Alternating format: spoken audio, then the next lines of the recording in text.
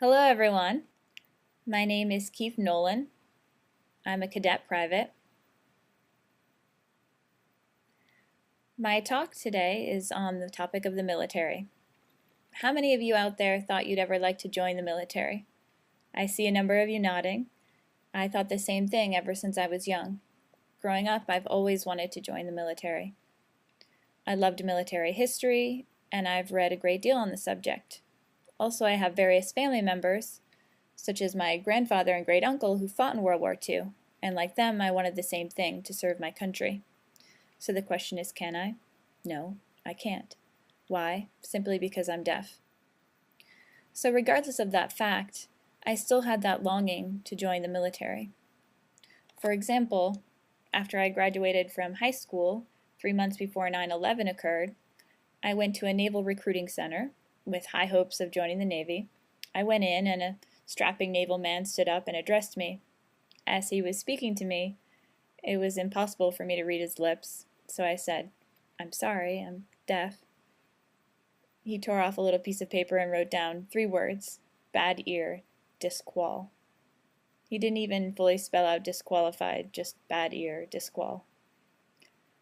So I went on my way and I tried various locations a number of different times trying to join, but over and over again I got the same response. "Sorry, you're deaf, we can't accept you."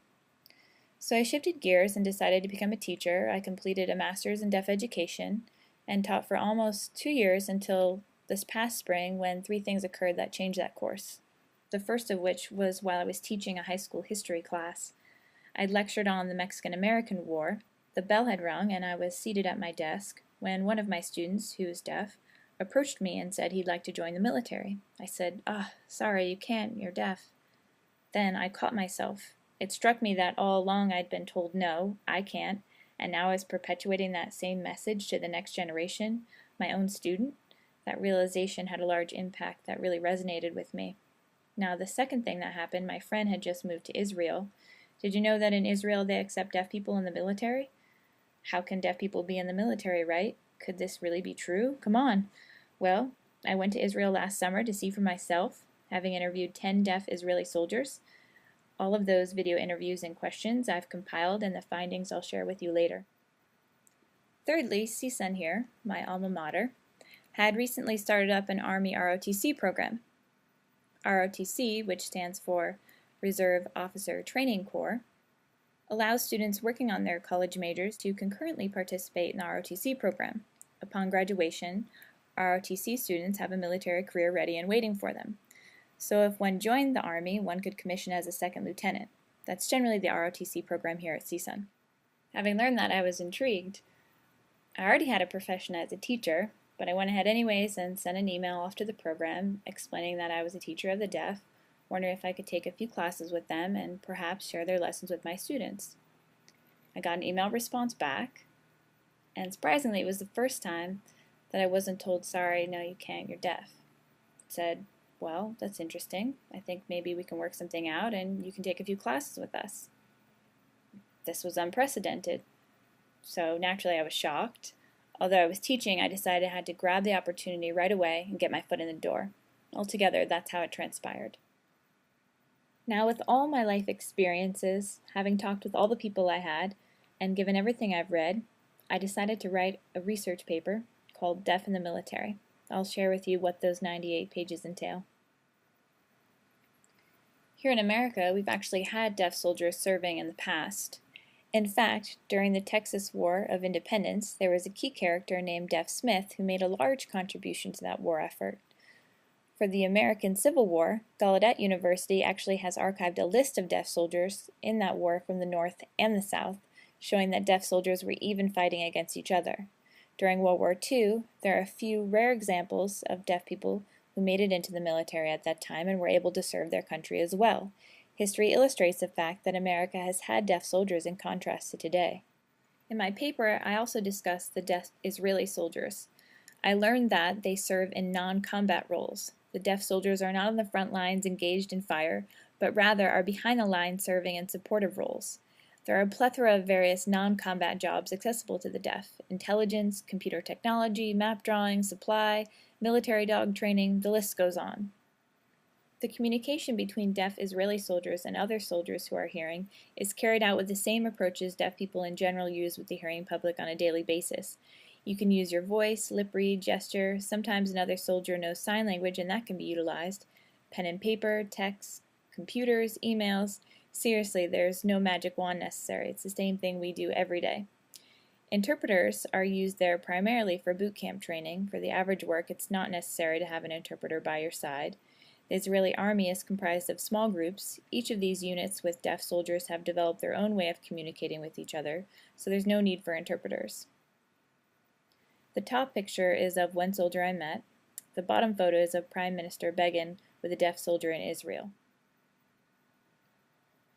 Another part of my paper touches on disabled soldiers in the U.S. military. Obviously, military work can be dangerous and involve injury. One example here is Captain Lucette. Due to an explosion, he lost his leg. He's recovered and currently has a prosthetic leg. Now that he's strong, he's back in combat, still fighting in Afghanistan. It's remarkable. And guess what? He's not the only one. There are 40 other soldiers like him, amputees, who are serving in combat zones. Incredible. Also, we have a blind soldier here. While he was in Iraq, an explosion from a suicide car bomber destroyed his eyesight. He's recovered and hasn't left the Army. The Army has retained him on active duty, and he's currently running a hospital for wounded soldiers. I also found out online about another soldier who's deaf in one ear. He's developed civil programs in Iraq, one of which actually started a school for the deaf in Iraq. All of this is incredible, but I'm going to ask all of you, if the U.S. military can retain their disabled soldiers, why can't they accept disabled citizens as well? Moreover, out of all the U.S. military jobs, 80% are non-combat positions. There are many jobs that we in the deaf community can do. If I were to be in the military, I'd like to do intelligence work, but there are an array of other things we can do, such as mechanics, finance, medicine, etc. So to summarize, I've presented 3 premises to support my argument. The first being, Israeli defense openly accepts deaf soldiers. If you have the quality and skills required, they'll take you. Secondly, the U.S. military has accommodations for retaining their disabled soldiers. And lastly, 80% of occupations in the military are non-combat. Now, can we deaf Americans serve our country? Yes, of course, absolutely, without a doubt. Now I'll explain a bit about my experience in the Army ROTC, which began last fall. I've been involved with that thus far, and it's still going on now. Really, I need to preface this by saying that this was the first time my battalion had ever had a deaf cadet. They had never experienced that before, so of course they were taken back, wondering initially how I would do this or that, how we would communicate and such, which is a natural reaction considering that many of them had never interacted with a deaf person prior to me. And plus, I was taken back by this. It was the real thing, the Army. I had to learn a whole new world full of military jargon with its own culture and everything. So we started out slow, getting to know each other and learning how to work together progressively. For example, on the first day of class, I had no uniform, so I showed up in regular clothes while the other cadets were all in uniform. I found out that every morning at 5:30 there was physical training, PT. On Fridays, there'd be field training, labs, off campus, and occasionally we would have weekend training at a military base. So I showed up ready each morning at 5:30 with all the cadets in uniform and me in my civilian clothes. They told me, hey, you don't need to work out, you can just simply take classes. I told them I wanted to anyway. They acknowledged that, and I continued to show up every morning to train. When Friday came, I asked if I could do the field training. I was told, no, just stick with class. I insisted that I wanted to try, and somewhat reluctantly, they let me attend the lab, but only as an observer. I would only be allowed to sit and watch, not participate. Alright, so I showed up on Friday. I watched as the cadets learned marching drill commands like how to stand at attention, how to properly salute, and all the basics.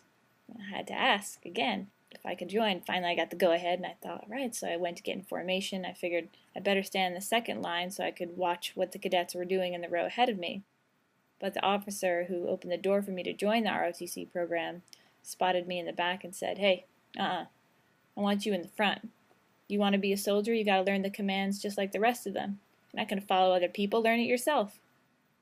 I thought, wow, he's viewing me like any person, giving dignity to who I am. I was impressed by that. So as the weeks went by, I still didn't have a uniform.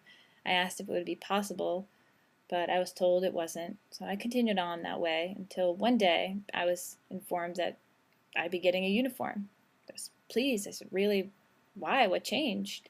I was told, we see your motivation. You show up every morning dedicated and always give 110% effort. And they wanted to give me the uniform. It was remarkable. When I went to the warehouse to get my uniform, I assumed I'd just get a uniform, a pair of boots, nothing more. But they filled 2 duffel bags, chock full of gear. Helmet, ammo vest, shovel, sleeping bag, the whole 9 yards. I was astonished. And I have to tell you, each morning I get up and put on my uniform. I feel privileged. It's truly an honor to wear the uniform. So, moving along, when it came time to train at the garrison base, at first I was told I couldn't go.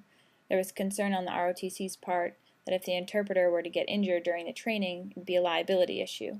So we had to figure out all those issues and confusion, but we worked it out, and in the end, they let me go. And that was how events were unfolding. I was being permitted to do more and more. Once at the garrison base, there was a time during one of the training days when a huge Chinook helicopter with its tandem rotors landed right down to us, forcefully spinning exhilaration in the air. All of us cadets were supposed to be getting on board. Everyone was geared up and ready. However, the cadre had decided I wasn't going to be able to ride the Chinook. They were afraid if the pilot shouted out orders, how would I be able to follow the instructions? I'd potentially cause a disruption. So I had to stand aside while the others were filing toward the helicopter. I could see the cadre huddled up discussing, milling it over, and at the last minute one of them said, "Come on, get on the helicopter." I rushed over and got in. Oh, it was such a thrill. And that was the spirit of learning about and supporting one another that carried over, and since then I've been involved in everything they do without any separation. This is where my passion lies. I love them. I'll show you some pictures here. Bruin Battalion Bravo Company, that's the name of the group I belong to. The cadre, those are the officers and sergeants who oversee the ROTC program. In the beginning you can see it was a bit of an awkward phase, but once they learn more about me and what I'm capable of doing, there's been tremendous support and unity. The cadets, my fellow peers, well, when you train and sweat together, you feel the bond of camaraderie right away. A brother or sisterly cohesiveness makes them like family. Training and in the military science classes, we learn theories of warfare, how to lead soldiers, do reconnaissance, strategies, knock out a bunker, and land navigation, where you're finding your way out in the mountains. As far as accommodations, I've been provided with interpreters through the National Center on Deafness, NCOD, here at CSUN, and I really have to thank them because it's hard to find interpreters who are willing to wake up at 4:30 in the morning or sometimes even 3:30 in the morning. That's the officer who emailed me back saying, I think you can have a few classes with us. That's Lieutenant Mendoza. That's my interpreter there before class starts. And this is a picture from last fall when we were new to training. And this is Lieutenant Colonel Phelps, this being his name sign. He's the commanding officer of the entire Bruin Battalion. Every time I see him walk by, it's rather inspiring. I mean, the way that he presents himself, you can see he's the epitome of a soldier. Plus, he doesn't view me as a deaf person. He looks at my skills and capabilities instead. He's really pushed for me, and I respect him for all that. That's me during one of the exercises, and this is that Chinook helicopter I almost didn't get on. Every cadet has a mentor. My mentor is Senadal. He's a really sharp soldier. He teaches me all the finer points and how to execute them ideally. This top picture is when a group of us went to Las Vegas to compete in a test to see if we could match the German troops' physical training standards.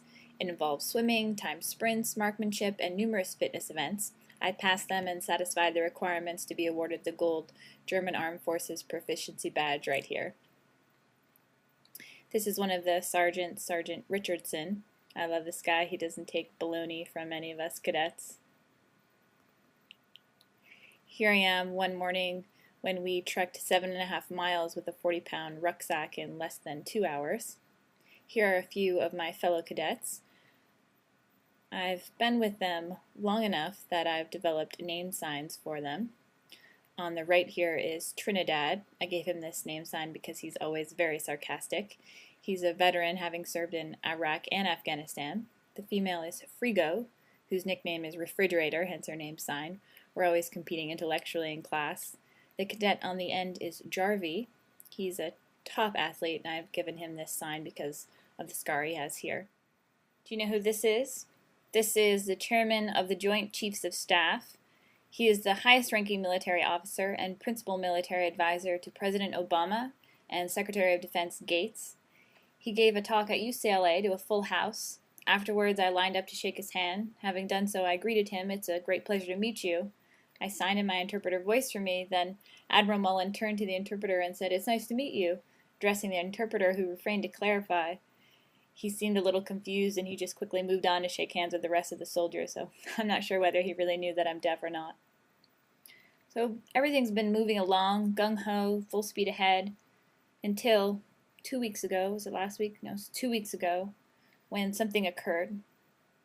Well, the ROTC has 4 levels. I'm currently doing the first 2 levels now, which finishes up this May.